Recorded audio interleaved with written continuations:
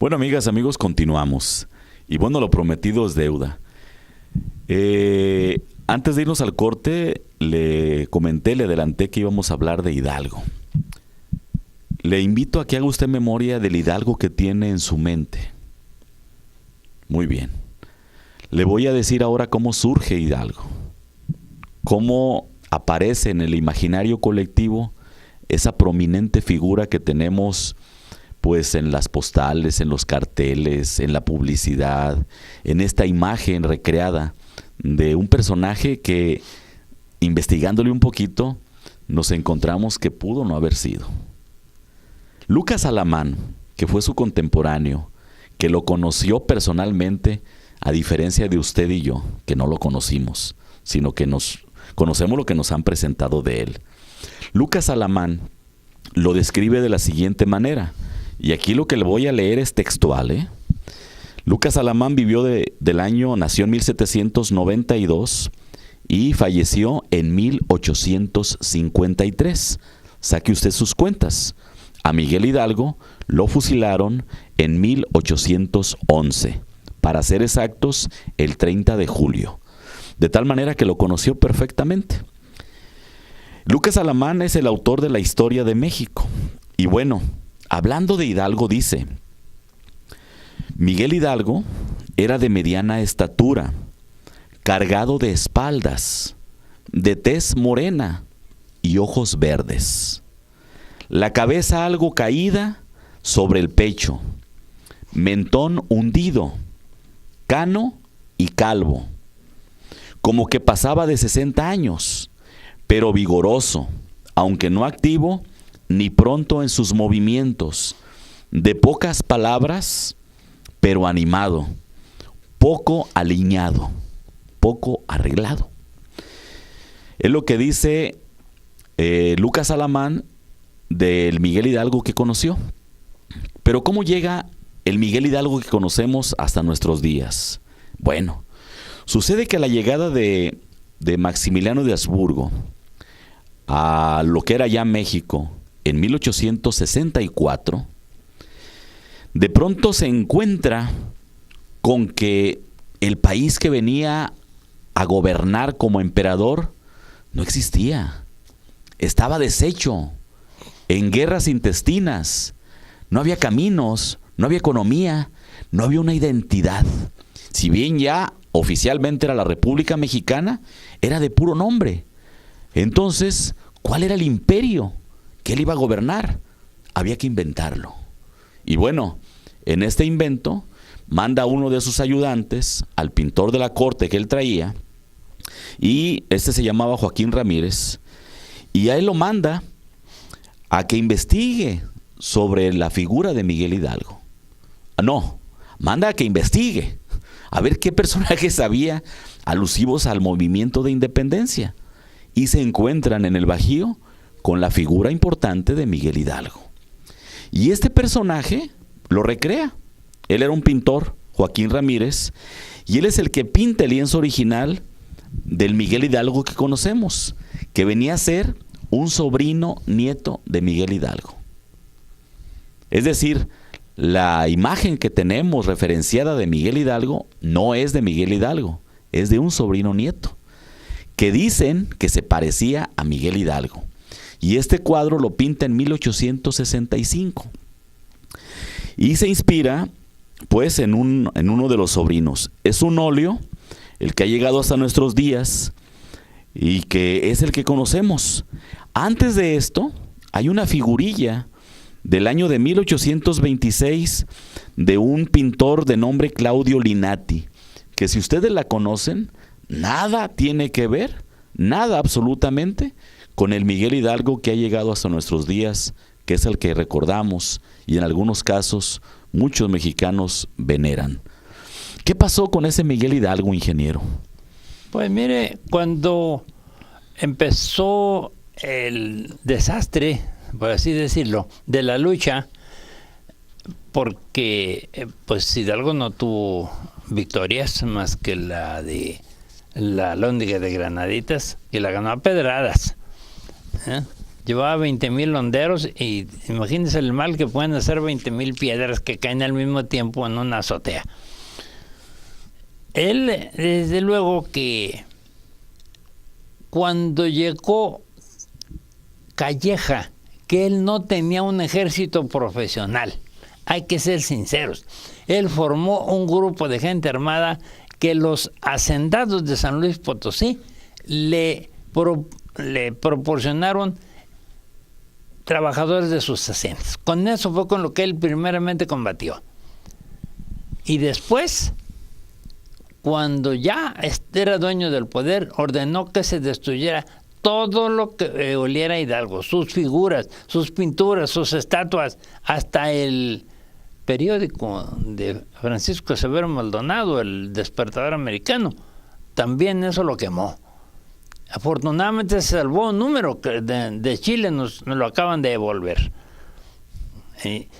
¿Y qué le dejó a la posteridad? Pues la imaginación para rehacerlo. Y bueno, gracias a esa imaginación es que Maximiliano de Habsburgo retoma elementos que a la postre son parte de la mexicanidad, sí, pero que no le reconocemos. Sí, es cierto. No, pues, él era extranjero, nunca fue aceptado, imposible. Entonces, sí hizo cosas buenas porque además él era tan liberal como Benito Juárez. Y mire, aparte de rescatar esa figura de Hidalgo y de ponerlo pues en el panteón de veneración de los héroes, le da la concesión de la paternidad a Miguel Hidalgo. Y aparte de esto, bueno, Iturbide rescata el traje nacional, el traje de charro, él mismo lo porta. Sí, se lo ponía, él lo trajo como parte, como usted dice, de esa mexicanidad. Y fomentó mucho la charrería. Al ver al emperador con traje charro, pues ya todos andaban vestidos igual. Y es algo que tampoco nos dicen. Sí, no. Hay otro elemento fundamental en la presencia de Maximiliano de Habsburgo como emperador de México, el segundo emperador. Hablamos de que él fue el primero que va a Dolores a dar el grito. Sí, y ahí está una placa de mármol en la casa de Hidalgo conmemorando ese hecho. Y a partir de ahí, muchos presidentes incidieron también en este detalle. Hasta que Lázaro Cárdenas decretó que todos los presidentes de la República debieran ir cuando menos una vez durante su mandato. Y bueno, esto se hace simbólicamente, representa yo creo que mucho para la mexicanidad. Sí, cómo no. Y es un aporte que le debemos reconocer a Maximiliano. Ese día se llena de guaruras todo Dolores Hidalgo, ¿verdad? Sí, se hace impasable y mucho menos comible la sabrosa nieve de frutas que venden allá. Y bueno, ingeniero, encontramos también otro hecho importante en esta figura de Hidalgo. Se nos habla y se nos ha dicho, quizá de manera pues muy tendenciosa, que Hidalgo es el iniciador de la independencia de México. Ya usted dio el apunte de que hubo otros movimientos previos a lo largo de 300 años. Todos ellos ocultados por la historia oficial, lamentablemente. Pero siendo además un poquito más exigentes, encontramos que Hidalgo nunca proclamó la independencia de México. No, él no. No, tal vez se guardaba la posibilidad de una derrota y así se tenía cuando menos el nombre del rey de España que lo podía salvar. A mí se me ha ocurrido eso porque todos los demás seguían hablando de lo mismo. Pero además ni Hidalgo ni Morelos hablan de México. No. Hidalgo, por ejemplo, de pura religión, habla de América. Sí. Y Morelos, ¿qué dice en 1813? Él propone que se llamara Anáhuac, sí, no México. Y hablamos ya de 3 años después del levantamiento de Hidalgo. Y finalmente se le da el nombre en 1821, cuando aquellos 38 personajes suscriben el acta de lo que ya fue la independencia. Hablamos del Imperio Mexicano. Cuando presentó Iturbide su famosa acta, pero ya le puso del Imperio Mexicano, ahí se vino para atrás toda la lucha, hombre. ¿Todo? Pues sí. Y bueno, siendo aquí justos, ingeniero, ¿quién es el verdadero padre de la patria? ¿Hidalgo o Iturbide? Pues tiene su parte, porque aunque Iturbide fue un espantoso perseguidor y asesino de los insurgentes, no se le puede quitar que era muy buen militar, pues debe haber sido valiente también, y le tocó la suerte de estar en la parte final a la hora de ganar, y nos guste o no, le tocó a esa persona llegar al final y dar la libertad de la patria. Y bueno, sentar las bases para un naciente Estado-nación. ¿Sí? Con un ejército regular, con un acta de independencia, de separación, con un símbolo de 3 colores como fue la bandera que hoy tenemos, que en aquel tiempo, bueno, tenía otra concepción, pero finalmente ahí están los 3 colores, ahora con diferente significado después de Juárez y con otro diseño. Pero ahí bien, están las 3 Él como colores. que se divertía hasta que llegó a dibujar una bandera con un águila, pero con una corona. Una corona.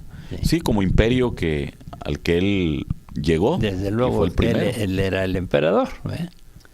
Y bueno, nos encontramos, ingeniero, que en 1775 la América del Norte española tenía 6.9 millones de kilómetros cuadrados, en lo que las 13 colonias británicas, lo que es hoy Estados Unidos, tenía 1,5 millones de kilómetros cuadrados. Era un choricito nada más junto al mar. Bueno, eso en 1775. Sí. En 1800, ya lo que era la América del Norte española, lo que es México, tenía 4.5 millones de kilómetros cuadrados, porque se habían cedido lo que es la Florida. Y ya pues esa parte ya no correspondía a eso que era la América del Norte española, o la Nueva España. Y Estados Unidos, en contraparte, había crecido a 2.9 millones de kilómetros cuadrados.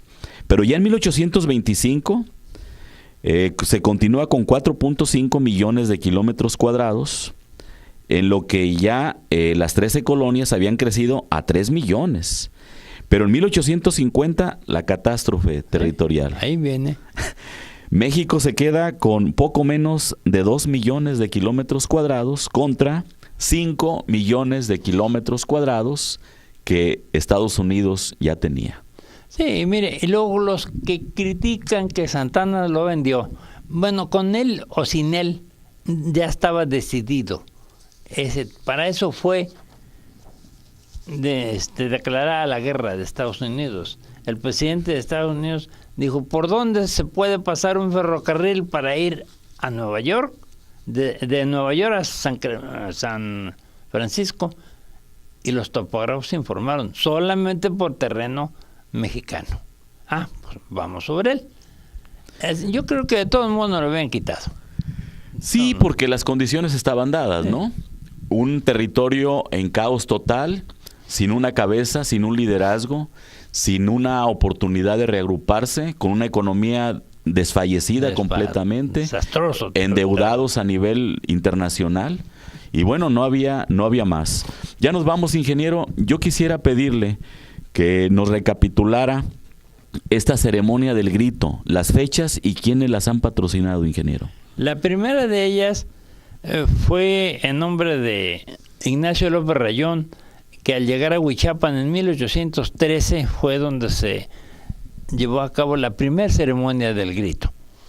Se oficializaron en 1828 cuando un regidor de la Ciudad de México inclusive la reglamentó. Y de ahí para acá ha sido siempre. Aún a pesar de que ha habido, pues digamos, Maximiliano, que no era de aquí, pero todo el mundo ha cumplido con esa fecha. En un principio Morelos decretó, solo debe decirse, viva Hidalgo, viva Allende y viva la corregidora. Y después le pusieron el nombre de él también. Oficialmente solo esos 4 nombres debe haber.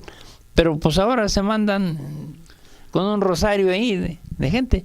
No, y ahora ya hasta alguien ha gritado por ahí, viva el neoliberalismo. Ya, bueno, es un desorden. Y viva Juárez, y viva... No, no le tocaba, como que merece mucho Juárez, pero todavía no estaba, no era su tiempo, ¿no? ¿Qué es lo que se debe gritar en la arenga, ingeniero?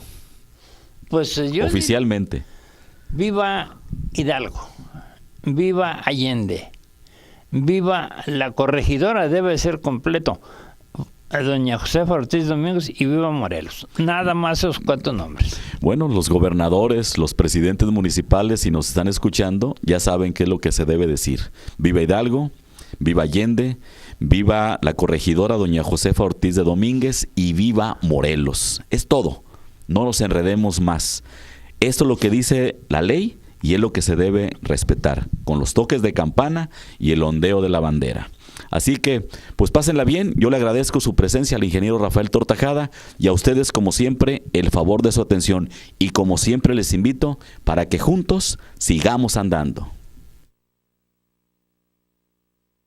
The Gym for Girls, un espacio para mujeres, presentó Andares por la Historia con Noé Guerra.